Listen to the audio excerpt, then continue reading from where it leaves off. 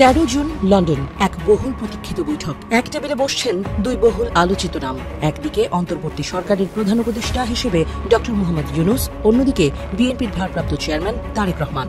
দেশের চলমান রাজনৈতিক অস্থিরতা, নির্দলীয় সরকারের দাবি এবং আসন্ন জাতীয় নির্বাচনকে ঘিরে প্রধান দুই পক্ষের এই বৈঠক নিয়ে নানা জল্পনা কল্পনা চলছে। রাজনৈতিক বিশ্লেষকরা বলছেন এটি হতে পারে সংকট সমাধানের ইতিবাচক সম্ভাব্য ভিত্তি।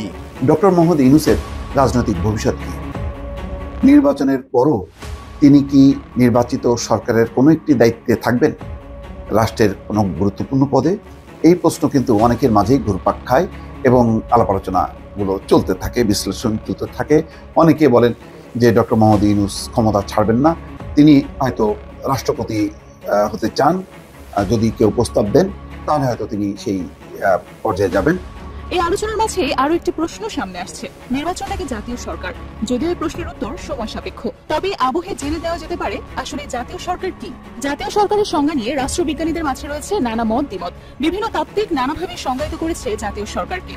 তারেক রহমানের সাথে বৈঠকের মধ্যে ডক্টর মোহাম্মদ ইউনূস স্যার এবং তারেক রহমানের 13 তারিখ শুক্রবার সকাল 9টা থেকে 11টা লন্ডন সময়ে ওই 2 ঘন্টার বৈঠকে বদলে যেতে পারে বাংলাদেশের চিত্র, বদলে যেতে পারে আমাদের যে ভবিষ্যৎবাণী, যেই পরিকল্পনা দিয়েছিলাম জাতীয় সরকার, সেই জাতীয় সরকার নিয়ে হতে পারে অনেক গুরুত্বপূর্ণ আলোচনা। আজকে আপনাদেরকে সেই জাতীয় সরকার সম্পর্কে আবারও আমার অবগত করতে হয়েছে, কারণ বাংলাদেশের একটি জাতীয় টেলিভিশন 21 টিভিতে একটি রিপোর্ট এই মুহূর্তে প্রকাশ করেছেন। 21 টিভির সেই রিপোর্টটির সাথে হুবহু আমি যা বলে আসছিলাম গত 2 সপ্তাহ আগ থেকে, যে একটি জাতীয় সরকার গঠনের জন্য ডক্টর মোহাম্মদ ইউনূস স্যারকে আহ্বান জানিয়েছেন জাতিসংঘ, আহ্বান জানিয়েছেন ওয়াশিংটন, আহ্বান জানিয়েছেন লন্ডন, আহ্বান জানিয়েছেন বেইজিং। এর পাশাপাশি আহ্বান জানিয়েছেন ইউরোপিয়ান ইউনিয়ন সহ বাংলাদেশকে যারা ভালোবাসে, বাংলাদেশকে যারা উন্নত বিশ্বের একটি দেশের সাথে মিলাতে চায়, সেই দেশগুলা আজকে জাতীয় সরকারের বিষয়ে যে সুচ্চার হয়েছে, সেই সুচ্চার আজকে আমরা শুনতে পাচ্ছি। আমাদের ঘুমন্ত কানের মধ্যে যেন কেউ শব্দ করে বলছে 13 তারিখে হবে এই জাতীয় সরকারের সর্বোচ্চ আলোচনা, এবং সেই আলোচনা থেকে সিদ্ধান্ত আসতে পারে জাতির সামনে এই মাসের মাঝে। সম্মানিত দর্শক, আসসালামু আলাইকুম। নতুন একটি ভিডিওতে আপনাকে স্বাগতম। বাংলাদেশের চলমান রাজনৈতিক অবস্থা, ডক্টর ইউনূস তারেক রহমান বৈঠক ঘিরে নানা জল্পনা কল্পনা, নতুন করে জাতীয় সরকার গঠনের জোর আলোচনা, ঢাকার রাজনীতিতে মোড় ঘোরাতে লন্ডনের ব্যাপক ভূমিকা, ডক্টর মোহাম্মদ ইউনূস তারেক রহমান বৈঠক নিয়ে আলোচনার ঝড়, ডক্টর ইউনূসকে নিয়ে খালেদা জিয়ার নতুন ঘোষণা, নির্বাচিত সরকারে ডক্টর ইউনূসের থাকার রহস্য ফাঁস হওয়ার ঘটনা ও প্রেক্ষাপট নিয়ে করা আমাদের আজকের ভিডিওতে অত্যন্ত গুরুত্বপূর্ণ তথ্য শেয়ার করা হয়েছে। দয়া করে ভিডিওটি শুরু থেকে শেষ পর্যন্ত ধৈর্য সহকারে দেখে একটি লাইক দিয়ে সবাইকে বেশি বেশি করে শেয়ার করে দিবেন। সেই সাথে আমাদের ভিডিওটি আপনি বাংলাদেশের কোন জেলায় বসে দেখছেন বা শুনছেন সেটি অবশ্যই কমেন্ট বক্সে কমেন্ট করে জানিয়ে দিতে ভুলবেন না। চলুন আর কথা না বাড়িয়ে ভিডিওটিতে একটি লাইক দিয়ে ধারাবাহিকভাবে আজকের বিস্তারিত খবরগুলো দেখে আসি।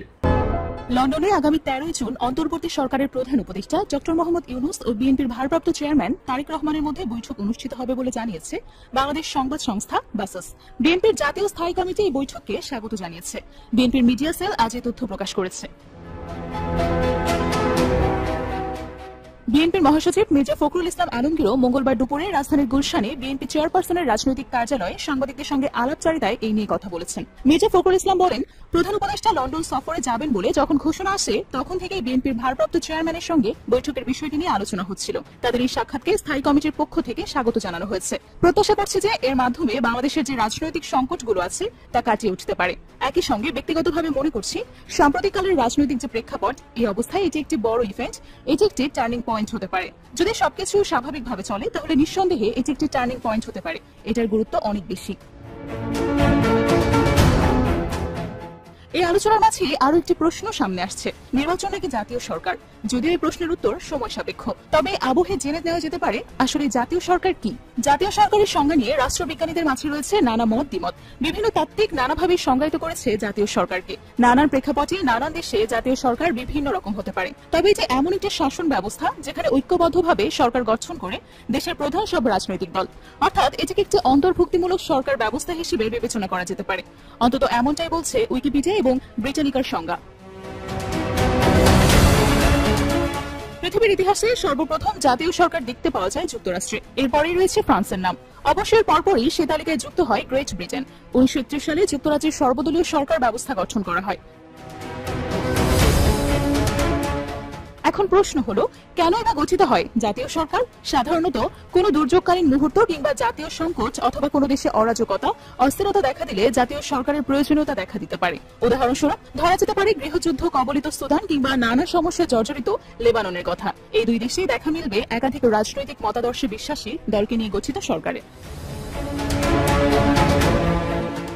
মূলত রাজনৈতিক বিভাজন দূর করে দেশের স্বার্থে সকল মতাদর্শী দলকে এক ছাতার নিচে আনাই জাতীয় সরকারের প্রধান উদ্দেশ্য, যার জন্য এটিকে ঐক্য সরকার হিসেবেও ডাকা হয়ে থাকে। কেননা এই সরকারের প্রতিনিধিত্ব করেন প্রত্যেক রাজনৈতিক দলের নেতৃবৃন্দ, যেখানে সিদ্ধান্ত হয় সমঝোতার ভিত্তিতে। মন্ত্রিসভা গঠিত হয় প্রধানমন্ত্রীর নেতৃত্বে, আর সেখানে নির্ধারিত দায়িত্বে কাজ করেন বিভিন্ন দলের মন্ত্রীরা। বিশ্লেষকদের মতে জাতীয় সরকারে দেশের লাভ অনেক বেশি। দাবি, ক্রান্তিকালীন পরিস্থিতি থেকে একটি দেশকে স্থিতিশীলতায় ফিরিয়ে আনতে ব্যাপক ভূমিকা থাকে জাতীয় সরকারের। জাতীয় ঐক্যতা তৈরি হয়, সেই সাথে গড়ে ওঠে মুক্ত গণতান্ত্রিক পরিবেশ, যার মাধ্যমে সুরক্ষিত থাকে দেশের রাজনৈতিক সিচুয়েশন। অর্থাৎ আমি আপনি যে কেউ যে কারোরই রাজনৈতিক অধিকার চর্চা করতে পারবো খুব সহজেই। বাংলাদেশের অন্তর্বর্তী সরকারের প্রধান উপদেষ্টা ডক্টর মোহাম্মদ ইউনূস এবং বিএনপির ভারপ্রাপ্ত চেয়ারম্যান তারেক রহমানের মধ্যে শুক্রবার গুরুত্বপূর্ণ বৈঠক অনুষ্ঠিত হতে যাচ্ছে।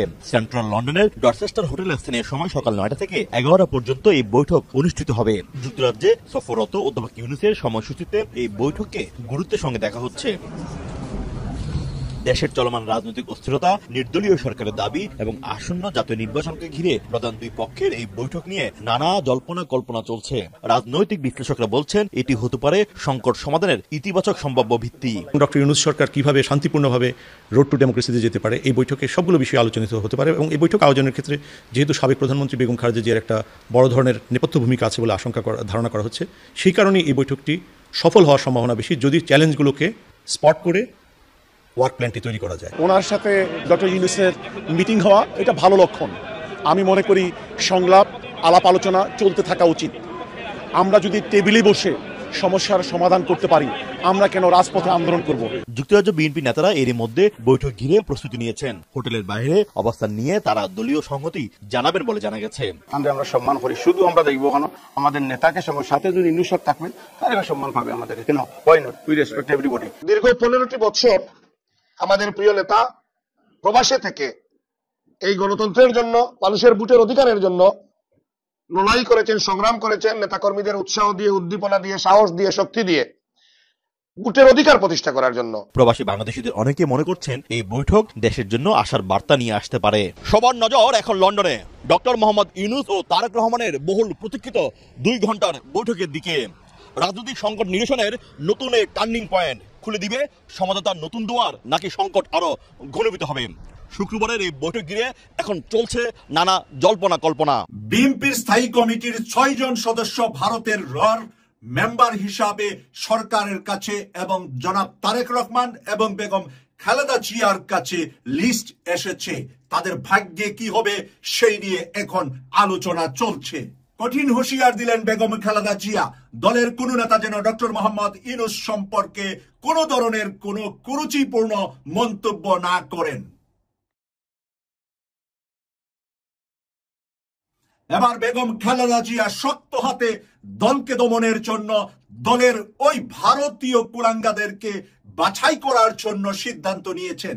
আর এই সিদ্ধান্ত জানিয়ে দিয়েছেন ওনার ছেলে তারেক রহমানকে লন্ডনে, এবং লন্ডনে বসে ডক্টর মোহাম্মদ ইউনূস সাহেবের সাথে যাতে সর্বোচ্চ সম্মান দিয়ে তারেক রহমান কথা বলেন 13 তারিখ সকালের বৈঠকে। এই নির্দেশনা এসেছে মা বেগম খালেদা জিয়া থেকে। আমি একটি স্যালুট দিচ্ছি আপনাদের সামনে। বেগম খালেদা জিয়া শুধু বিএনপি নেতা কর্মীদের মা নয়, উনি হলেন দেশের সব আপামর জনতার মা। উনি সম্মানিত। ওনার কোন রাজনৈতিক ক্যারিয়ারে এমন কোন কার্যক্রম উনি করেননি যে কার্যক্রম শেখ হাসিনার মতন দিল্লি পালিয়ে যাওয়ার মতন কোন কার্যক্রম বেগম খালেদা জিয়ার জীবনে করেননি। তিনি দেশপ্রেম, দেশকে ভালোবাসে, দেশের জন্য দেশের মায়া করে উনি জেল কেটেছেন, কারাগারে গিয়েছেন, নিজের জীবনের ঝুঁকি নিয়েছেন।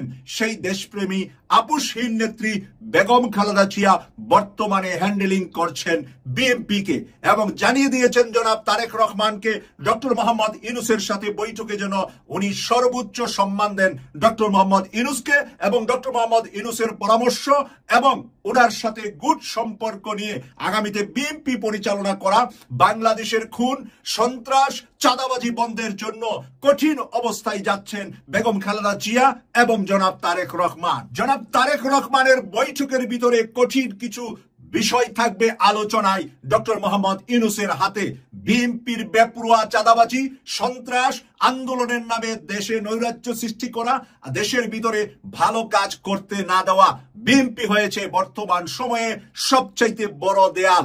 এই দেয়াল ভেঙে দিতে হবে, ভেঙে দিতে হবে ভারতীয় সিন্ডিকেট, ভেঙে দিতে হবে আওয়ামী লীগের সিন্ডিকেট বিএনপি থেকে। এই বিষয়টাই থাকবে মূল বক্তব্য ডক্টর মোহাম্মদ ইউনূসের তারেক রহমানের কাছে।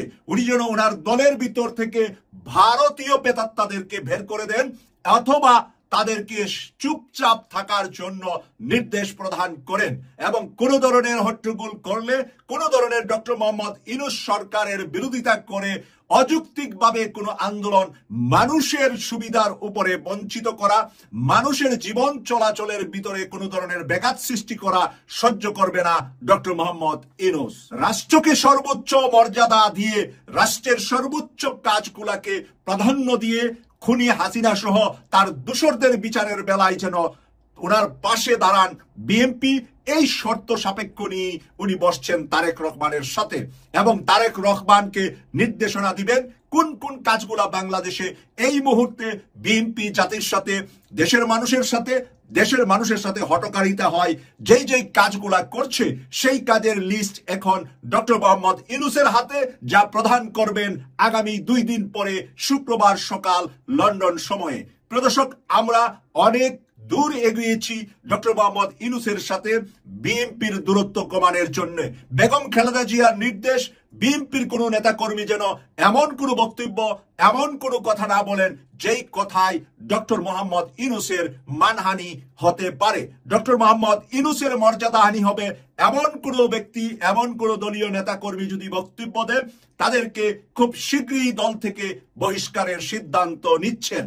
খুব শীঘ্রই ওই 6 জন স্থায়ী কমিটির সদস্যকে আলাদা করা হবে, চিহ্নিত করা হবে, তাদের জবান বন্ধ করে দেওয়া হবে, এবং তারা যেন বিএনপির স্থায়ী কমিটির মেম্বার থাকলেও কোন ধরনের রাজনৈতিক অ্যাক্টিভিটিস ওভাবে করতে না পারে যেভাবে তারা প্রভাবিত করছে দেশের ভিতরে বিভিন্ন বিভাগে। ওরা সামনের দিকে সন্ত্রাস, নৈরাজ্য সৃষ্টি যেন করতে না পারে, এবং তাদের পরামর্শে এবং তাদের হাতে রেখেই বিএনপির বিভিন্ন পর্যায়ের জেলা এবং বিভাগগুলোতে বিভিন্ন সন্ত্রাসী কার্যক্রম করছে, যাতে করে মানুষ বলে আগেই ভালো ছিলাম, আওয়ামী লীগই ভালো ছিল, বিএনপির কে পচানোর জন্য, বিএনপিকে নষ্ট করার জন্য, বিএনপির আদর্শ, বিএনপির চরিত্র হননের জন্য এই 6 জন স্থায়ী কমিটির সদস্য কাজ করে যাচ্ছে। দর্শক, এই 6 জনের নাম আমি এখন বলতে পারতাম, কিন্তু বিএনপির নিরাপত্তার জন্য, তার দল হিসাবে,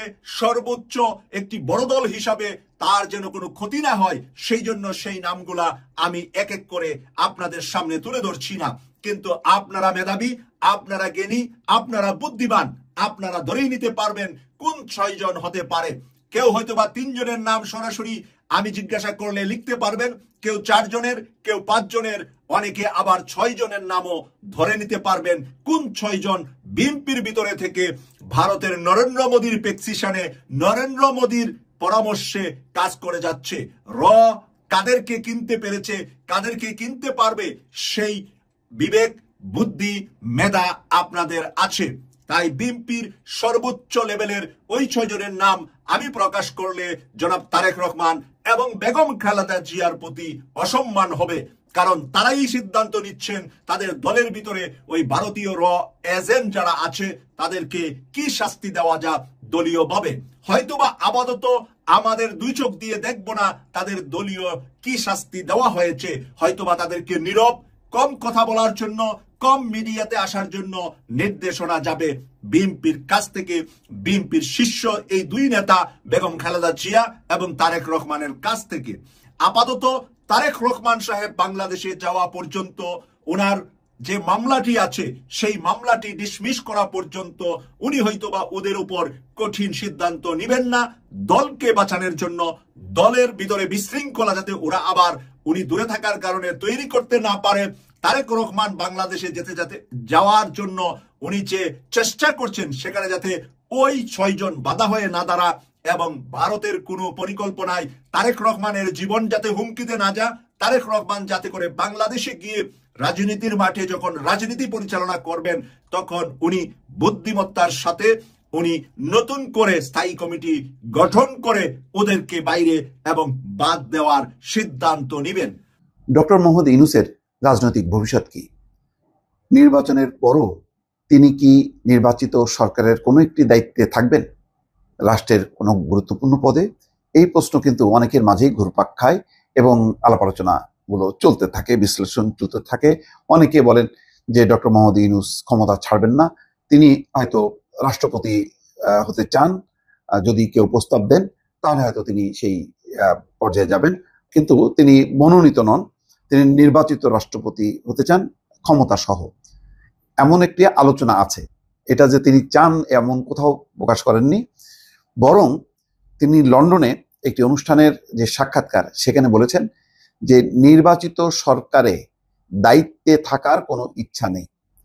খেয়াল করেন, জাতির উদ্দেশ্যে ভাষণে প্রথম দিকে তিনি কিন্তু পরিষ্কারভাবে বলেছিলেন যে শাসন কাজ পরিচালনা করা আমার বা আমার উপদেষ্টাদের কাজ না, আমরা নিজ নিজ পেশায় সন্তুষ্ট, সুতরাং নির্বাচন হবার পর আমরা আমাদের পেশাতে ফিরে যাব, এই কথা পরিষ্কারভাবে তিনি বলেছিলেন।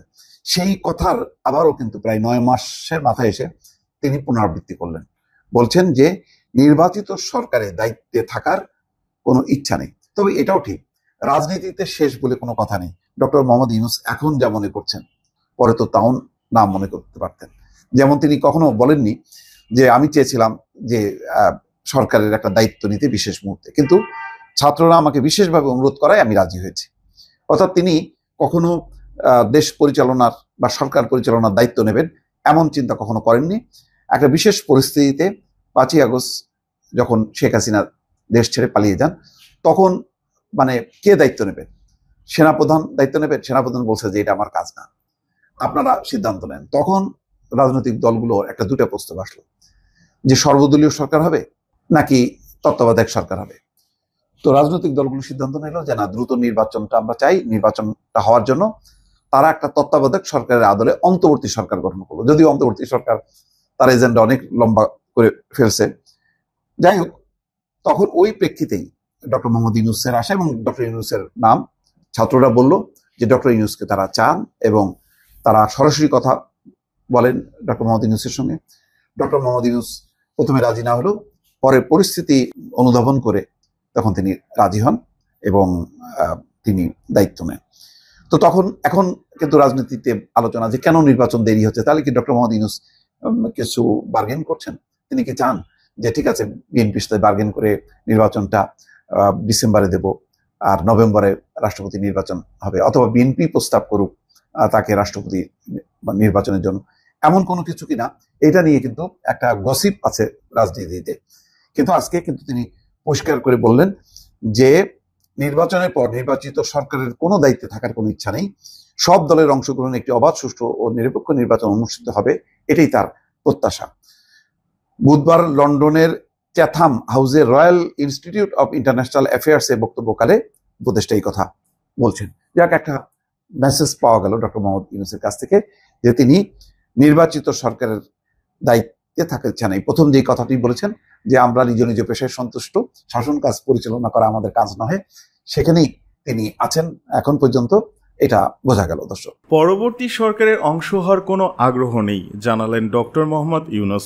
17 বছর পর বাংলাদেশের ইতিহাসের সবচেয়ে সুন্দর ও অংশগ্রহণমূলক নির্বাচন অনুষ্ঠিত হবে বলে আশাবাদ ব্যক্ত করেছেন প্রধান উপদেষ্টা ডক্টর মোহাম্মদ ইউনূস। লন্ডনের চ্যাথাম হাউসে এক নীতি সংলাপে তিনি বলেন, জনগণ এখন ভোটের জন্য প্রস্তুত এবং এপ্রিল মাসে নির্বাচন আয়োজনের উপযুক্ত সময়। প্রধান উপদেষ্টা স্পষ্ট করে জানান, নির্বাচনের মাধ্যমে গঠিত নতুন সরকারের অংশ হওয়ার কোনো আগ্রহ তার নেই। তিনি বলেন, আমরা নির্বাচন করাবো, সরকার গঠন হবে জনগণের রায় অনুযায়ী, আমি বা আমার টিম তাতে থাকবো না। তিনি আরো জানান, চলতি বছরের জুলাই মাসে জাতির সামনে উপস্থাপন করা হবে বহুল আলোচিত জুলাই সনদ, যা দেশের রাজনৈতিক ভবিষ্যতের একটি দিক নির্দেশনা হিসেবে কাজ করবে। চ্যাটাম হাউসের সংলাপে তার বক্তব্যে আওয়ামী লীগ প্রসঙ্গ উঠে আসা। তিনি বলেন, আওয়ামী লীগকে নিষিদ্ধ করা হয়নি, বরং দেশের নিরাপত্তার স্বার্থে একটি নির্দিষ্ট সময় পর্যন্ত তাদের কার্যক্রম স্থগিত রাখা হয়েছে। লন্ডন সফরে দ্বিতীয় দিনে যুক্তরাজ্যের জাতীয় নিরাপত্তা নিরাপত্তা উপদেষ্টা জেনাথন পলয়েলের সঙ্গে বৈঠক করেন ডক্টর ইউনুস। বৈঠকে পাচার হওয়া সম্পদ পুনরুদ্ধার, রোহিঙ্গা সংকট এবং সাম্প্রতিক ভূরাজনৈতিক পরিস্থিতি নিয়ে আলোচনা হয়। লন্ডন সফরের অংশ হিসেবে সেন্ট জেমস প্যালেসে আয়োজিত রাজকীয় নৈশভোজে অংশ নেন প্রধান উপদেষ্টা। যুক্তরাজ্যের রাজা তৃতীয় চার্লসের আমন্ত্রণে এই নৈশভোজ অনুষ্ঠিত হয়, যা কিংস ফাউন্ডেশনের 35তম বার্ষিকী উপলক্ষে আয়োজন করা হয়।